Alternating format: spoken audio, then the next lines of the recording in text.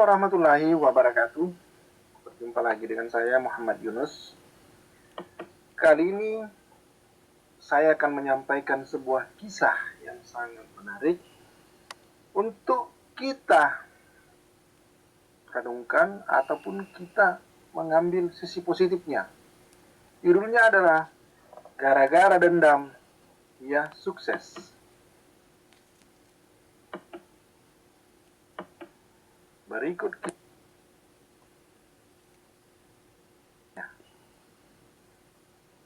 kisah ini sebenarnya adalah kisah nyata yang terjadi di Sulawesi Selatan. Namun sesuatu dan lain hal saya tidak sebutkan namanya. Kisah ini berawal dari seorang laki-laki yang begitu nakal masa sekolahnya. Di masa sekolahnya dia dicap atau dikenal sebagai orang yang suka mengganggu, suka membuat onar. Siapapun saja selalu dia ganggu, termasuk cewek, bahkan termasuk juga guru. Ya, dalam kehidupan sehari-harinya kadang-kadang dia suka bertengkar, dia suka berantem, bahkan suka membuat tawuran. Ya, suatu hari dia buat onar kembali. Dia naik motor ugal-ugalan bersama temannya balapan liar. Karena masyarakat resah, karena masyarakat sudah tidak tahan dengan melihat kelakuannya, dia pun menyampaikan laporan itu kepada polisi. Dan polisi pun menerima laporan itu dan melakukan tindakan. Menyetop dan bahkan menahan. Namun apa yang terjadi? Si anak nakal tadi malah marah karena kesenangannya terganggu dan memberikan kata-kata yang tidak senonoh dengan petugas. Apa yang terjadi? Petugas pun tidak sabar dan melakukan tamparan terhadap anak nakal tersebut. Karena tamparan itu terjadi di muka umum yang dilihat oleh banyak teman-teman SMA-nya, maka ia sangat malu dan akhirnya ia merasa dendam dan dia akan balas dendam itu. Sejak kejadian tamparan itu, si anak nakal tadi, dia berubah total. Dia banting setir, dia bahkan merubah mindsetnya bahwa saya akan membalas terhadap orang itu. Namun karena dia petugas, dia polisi, maka salah satu caranya menurut dia adalah untuk membalas dendam itu adalah menjadi tentara. Karena kalau dia menjadi polisi, dia akan berada, pangkatnya akan berada di bawah orang yang menamparnya itu. Karena itu, hari-harinya dia rubah yang semula adalah kenakalan, kali ini dia berubah menjadi latihan, lari, memperkuat fisik, melakukan push up, sit up, squat jump, bahkan run, shuttle run. Dia lakukan untuk memperkuat fisiknya. Dengan harapan dia akan mendaftar menjadi tentara setelah tamat SMA. Singkat cerita, dia pun lulus dan dia mengacungkan tangannya bahwa tunggulah saya. Lalu selama itu dia akan tetap belajar, dia akan memperkuat pengetahuannya, menambah pengetahuannya, tes-tes kemampuan, dan psikotes. Sampai ceritanya dia mendaftar dan ikut tes. Singkat cerita, dia lolos karena motivasinya tadi begitu kuat adalah maka apapun yang dia lakukan, dia jalani dengan sungguh-sungguh. Dan kini dia telah menjadi tentara. Pada saat itu adalah siap untuk ikut pendidikan. Pada saat pendidikan, karena fokusnya sangat tinggi, keseriusannya sangat tinggi untuk membalas dendam, maka semua bentuk latihan dia jalani dengan baik. Dan semua dilakukan dengan sempurna, maka nilainya pun tinggi.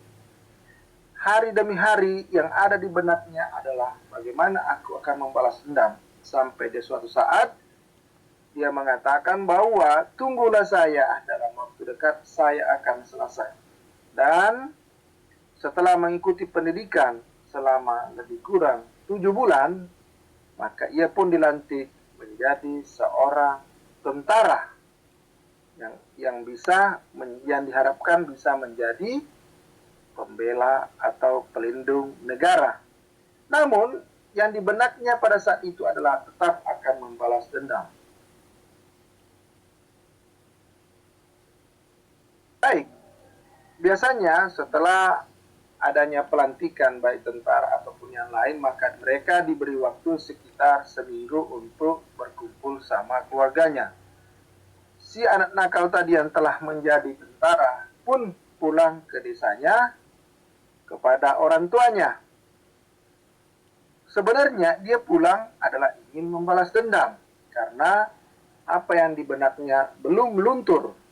Karena pada saat itu belumlah ia bersalaman dengan semua orang-orang dan tetangga ataupun kerabatnya. Ia langsung bergegas mengambil pakaiannya dan senjatanya lengkap dan menuju kantor yang pernah ia merasa dipermalukan. Namun apa yang terjadi ketika dia turun tangga, ditanya oleh neneknya, "Mau kemana?" Kata neneknya. Dia bilang pada saat itu, "Saya akan pergi membalaskan dendamku yang selama 1 tahun lebih merakar di pikiran saya dan memuncak. Kali ini adalah saatnya saya akan membalasnya." Apa yang dikatakan neneknya? "Lalu kalau kau sudah membalas, apa yang kau rasakan?" Si tentara tadi bilang, "Saya puas." Neneknya pun kembali menjawab, "Lalu kalau kau puas, apa yang kau dapat? Coba kau ingat, seandainya Pak Polisi yang berjasa itu tidak menamparmu pada saat kau masih sekolah dulu, apakah saat itu atau saat ini kau bisa menjadi tentara? Coba kau renungkan. Barangkali seandainya tidak seperti itu, kau akan tetap di jalanan menjadi orang yang dibenci oleh masyarakat. Tapi jasa Pak Polisi itu telah mengangkat derajatmu menjadi seorang tentara yang perkasa seperti yang saya lihat saat ini." Begitu kata neneknya. Si tentara pun renyah dan duduk sementara. Namun apa yang terjadi, semula dia membawa senjata, maka kali ini dia menoleh ke kiri, maka dia lihat salah satu benda, maka dia bungkuslah benda itu,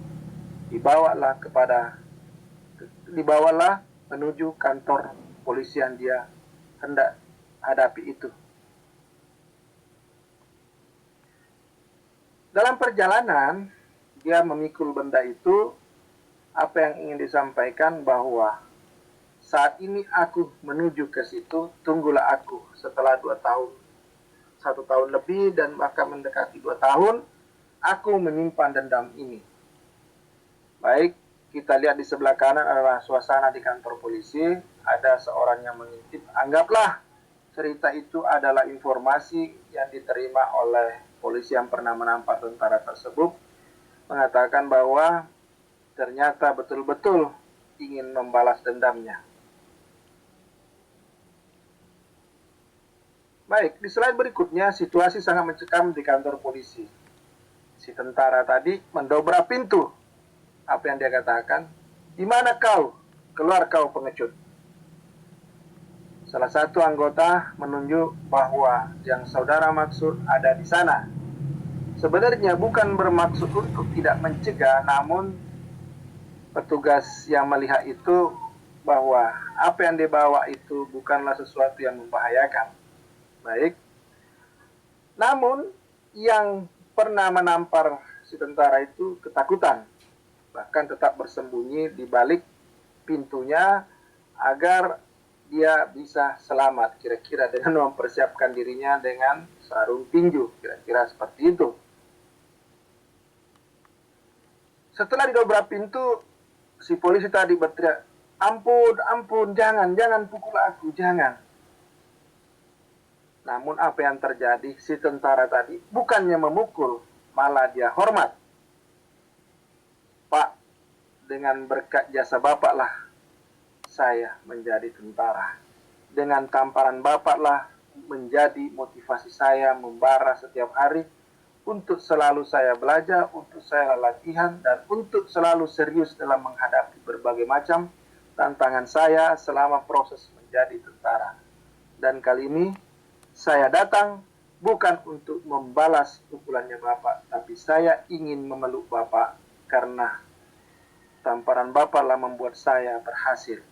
Dan apa yang saya bawa ini bukanlah senjata, tapi apa yang ada di rumah orang tua saya tadi adalah setandang pisang.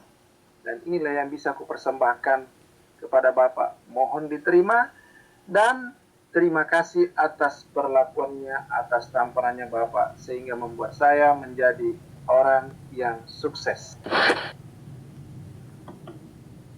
Kisah ini sangat bermakna dan berkali-kali saya sampaikan kepada mahasiswa saya atau orang-orang yang pernah bertemu saya bahwa kisah ini perlu untuk direnungkan dan mendapatkan manfaat bahwa sesungguhnya banyak cara bagi Allah untuk membuka jalan manusia.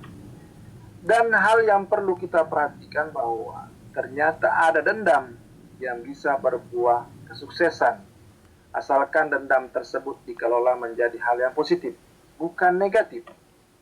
Dan perlu juga kita renungkan bahwa jangan pernah menyepelekan nasib orang waktu masih mudanya atau waktu masih di sekolah.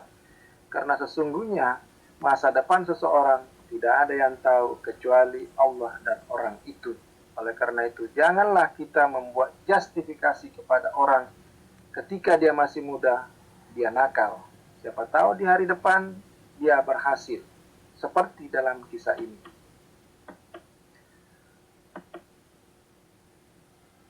Baiklah, demikianlah kisah ini. Semoga bermanfaat dan membuat Anda yang belum sukses menjadi sukses. Yang telah sukses, semoga semakin sukses. Saya akhiri, sekian. Wassalamualaikum warahmatullahi wabarakatuh. Sampai jumpa dan jangan lupa subscribe.